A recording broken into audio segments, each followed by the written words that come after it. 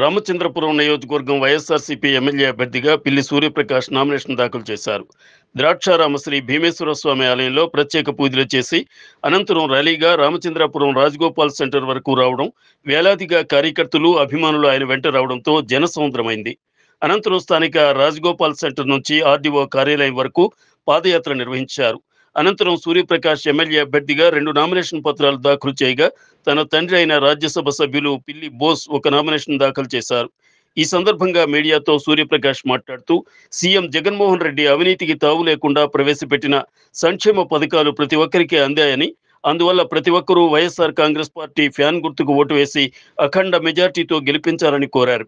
ఎన్నికైన తరువాత 5 సంవత్సరాల్లో ప్రజల కోసం కష్టపడి పనిచేసి సమస్యల పరిష్కారానికి కృషి చేస్తానన్నారు.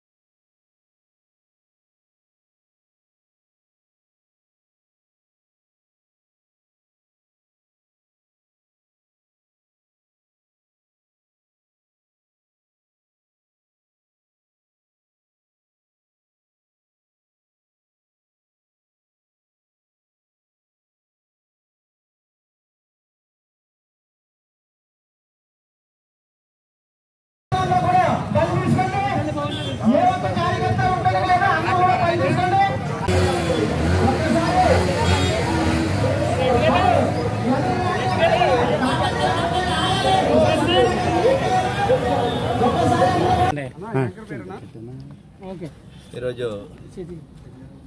పిల్లి సూర్యప్రకాష్ గారు నామినేషన్ వేయడం జరిగింది. ఇప్పుడే రామచంద్రపురం అసెంబ్లీ నియోజకవర్గానికి పిల్లి సూర్యప్రకాష్ నామినేషన్ వేశారు. ఇప్పుడే నామినేషన్లో పాల్గొని వస్తున్నాం.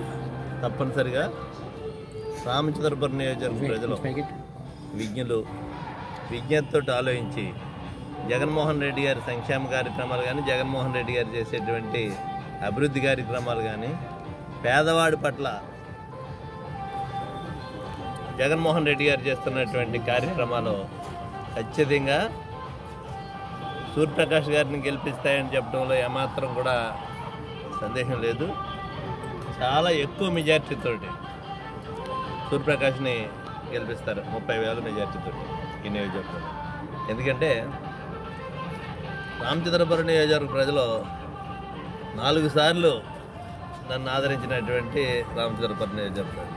అదేవిధంగా బోస్ గారిని కూడా 2 సార్లు గెలిపించారు, 3 సార్లు బోస్ గారు కూడా గెలిచారు.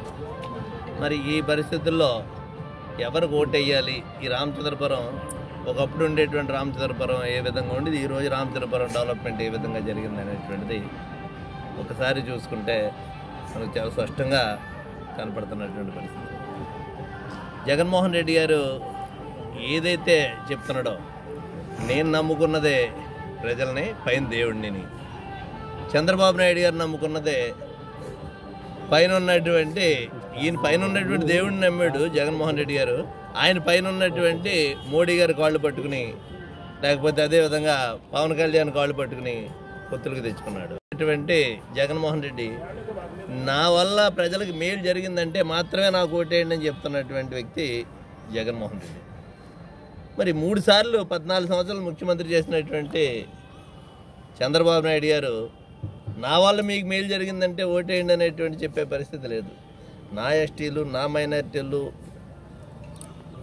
నా బీసీలు అనేటువంటిది జగన్మోహన్ రెడ్డి గారు చెప్తుంటే ఇక్కడ ఆ రకంగా వీళ్ళు చెప్పగలుగుతున్నారా ఈ దేశంలో ఏ రాజకీయ నాయకుడేనని?